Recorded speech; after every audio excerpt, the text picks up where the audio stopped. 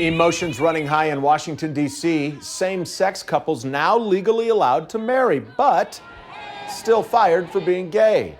We told you in our news at 4 about the cases taken up by the Supreme Court today. And now at 5, we're taking a closer look at the LGBTQ divide nationally and here at home. The first thing to know is there are a lot of misconceptions out there. In fact, half of Americans polled believe this statement: federal law protects LGBTQ people from discrimination on the basis of sexual orientation. It does not. And in reality, a majority of states still make it legal to fire, not promote or harass workers because of their gender identity or sexual orientation. But change is happening here.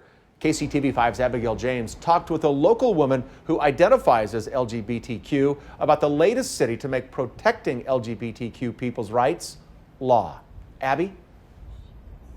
Yeah, well, following a trend across Johnson County, the Overland Park City Council passed an ordinance on Monday night banning discrimination against sexual orientation or gender identity. And they're the largest city in Kansas to do so yet. For Overland Park LGBTQ resident TARYN Jones, it's a step in the right direction. Honestly, a huge sense of relief.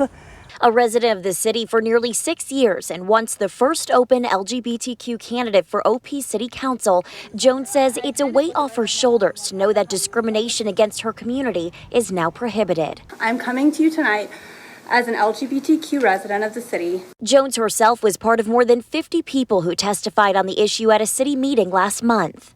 You know, it felt really good to know that I'm protected, and even though I necessarily haven't been discriminated against in Overland Park, I think it's important to have those protections. With a 10-to-1 vote, council members agreed to do what they can at a city level. This includes protecting people from being denied housing, employment, or services from businesses because of sexual orientation or gender identity. And if you break the new ordinance, you're fined $1,000. With this, the city has said this kind of discrimination is not acceptable. If it happens to someone, they have the ability to report it, to have it verified, and to have that fine levied against those who would discriminate. That's Kansas State Representative Brett Parker. He sees more to be done for people who live outside these cities, like folks in Olathe and even at the state level. Currently, there is no protection from discrimination in housing, public accommodations, or employment for the LGBT community in Kansas, except for if you live in one of the cities that's adopted this.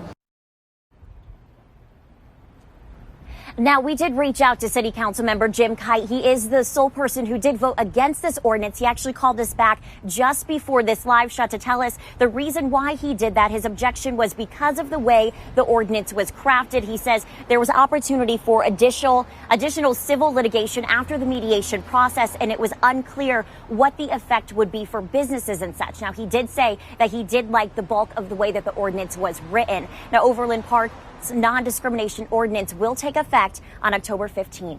Reporting live in Overland Park, ABIGAEL James, KCTV5 News. ABIGAEL, thank you.